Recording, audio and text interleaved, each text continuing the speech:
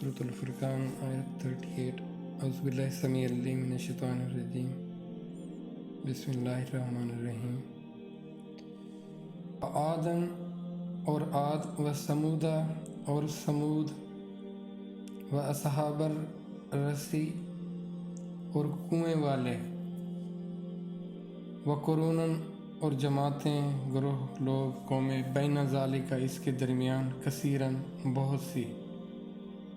कुछ ऐसे लोग भी थे जिन्होंने जब अल्लाह ने उनके पास अपना पैगाम देने वाला भेजा तो उन्होंने उनके साथ ये किया कि कुएं के अंदर बंद कर दिया उन्हें। लेकिन ये इस हद तक अल्लाह के पैगाम देने वालों को सताया गया। अब इस तरह और बहुत सारी ऐसी अल्लाह फरमाते हैं कि कौमें थीं, उन तक अल्लाह ने अपना पैगाम पहुंचाया। अब ये लोग अपनी जिसामत में, हशाशत बशाशत में, अपने जुस्सों में, अपने उस जत्थों में कहीं ज़्यादा थे, बहुत ज़्यादा थे ये। और कुछ ऐसे आसार मिले हैं जिनसे उनकी बाकियात से पता चलता है कि उनकी कद्दो-क़ामत कितनी ज़्यादा थी। हम तो शायद उनके एक बाजू जितने भी ना हों, इतने लोग भी ताकतवर थे और अपनी जिसामत में इतने बड़े बड़े लोग भी हैं। अब ज़ाहिर उतने बड़े जिस्म के साथ उनकी जो तकब्बुर होगा, जो उनकी सोच होगी, जो उनकी ज़रूरतें होंगी, वो भी उस लेवल की होंगी। और वो क्या समझते होंगे, वो दरख्तों को अपने बगल में दबाकर हल्का सा झटका देते और दरख्त को जड़ से उखेड़ देते थे। ऐसी ताकतवर लोग। और हम अब देखिए, मुख्तलिफ सूरतों में इंसान का जो तकब्बुर होता है ना, जो उसकी जहालत होती है, वो उसकी बर्बादी का सबब बनती है, या उसकी बदबख्ती जो होती है वो। अब उसके लिए अल्लाह ने उनको समझाने के लिए भेजा, अपने चुने हुए लोगों को भेजा। फिर उनके साथ उन्होंने क्या किया, ये मुख्तलिफ अदवार में ऐसा होता रहा है।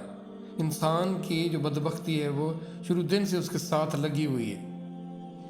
अब ये मुझे आपको ख़बरदार किया जाता है, देखो तुमसे पहले भी लोग थे, उनके भी जज्बात थे, ख्वाहिशात थीं, ज़रूरतें थीं, मामलात थे। तो उनके साथ हमने क्या किया। देखिए, उनकी सारी बुदोबाश को या उनके सारे तवानाइयों को, जिस्मों को हरगिज़ ना देखा गया। असल क्या है, असल इंसान का वो किरदार है, वो करैक्टर है, वो उसकी सोच है। अगर वो बेहतर नहीं है तो फिर अल्लाह फरमाते हैं जानवरों से भी ये बदतर हो जाता है इंसान। देखिए, उसकी वजह क्या है, वजह ये है कि जानवर की तो एक ख़ास लिमिट है ना, उसकी एक ख़ास लिमिटेड सोच है, वो उस हद तक जाकर वो अपना काम करेगा। लेकिन इंसान जब नेगेटिव होगा तो वो अपनी अल्लाह की दी हुई सलाहियतें, जो उसका ब्रेन या दिमाग या उसकी फ़हम है, वो उसको बुरकार लाएगा और वो नेगेटिविटी में कहाँ से कहाँ गिरता चला जाएगा, किन अथाह गहराइयों में जा गिरेगा। तो इस लिहाज से वो जानवरों से भी ज़्यादा ख़तरनाक हो जाता है, बदतर हो जाता है। वो जो चीज़ जितनी ख़तरनाक हो उतनी बदतर हो जाती है वो। तो इसीलिए अल्लाह ने इंसान की उस बेहतरी के लिए किताबें भेजी, रसूल भेजे, और जिन्होंने उसको फिर ठुकराया, उसको अहम ना जाना, उसको ज़रूरी ना जाना, सारी बात ये हमें मिल रही है कि फिर उनके साथ अल्लाह ने क्या किया। अब ये इतने बड़े जिस्मों के साथ ऐसी हवाएं चली थीं कि उन हवाओं ने इतने बड़े जुस्सों को उठाया और आपस में उनको ऐसे पटक पटक के मारा। ये ऐसी आवाज़ आई कि वो जो घर बनाते थे, पहाड़ों को तराशते थे, इतनी जिसामत, इतनी ताकत के साथ वो पहाड़ों को तराशते थे और पहाड़ों के अंदर वो अपने घर और महल्लात बनाते थे। और वो जो समझते थे कि हमारे घरों जैसा कोई महफूज घर नहीं। तो फिर ऐसी चीख, ऐसी आवाज़ें आईं कि उनके ज़र्रे ज़र्रे हो गए।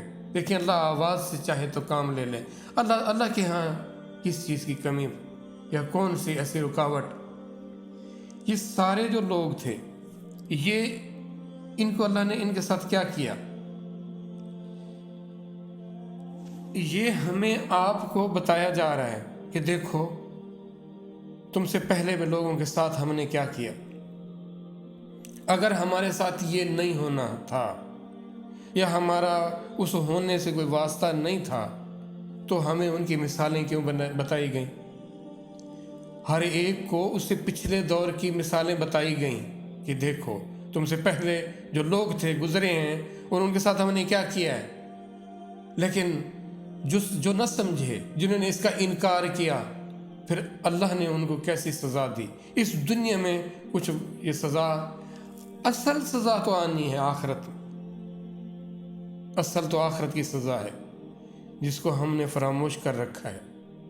ہم سمجھتے ہیں کہ ایسے دنیا بستی رہے گی، لوگ بستے رہیں گے، بس ہم ہی چلے جائیں گے نا، کیا ہوگا؟ لیکن ایسا نظام چلتا رہے گا، ہم نہ صحیح، ہماری اولادیں صحیح، ہمارے چاہنے والے صحیح۔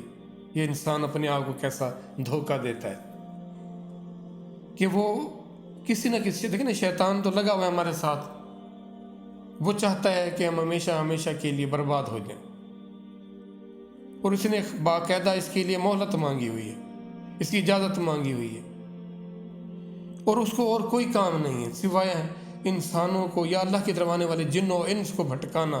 اس کے سوا اس کا اور کوئی کام ہی نہیں ہے۔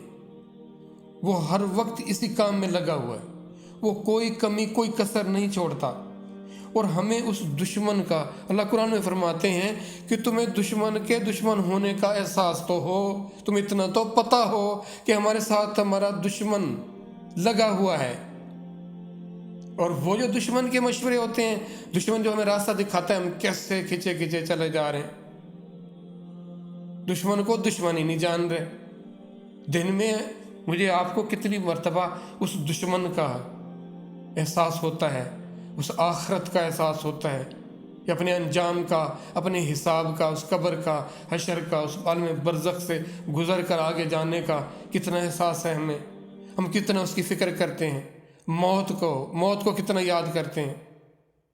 موت سے تو ہمیں کراہت ہوتی ہے، کراہت۔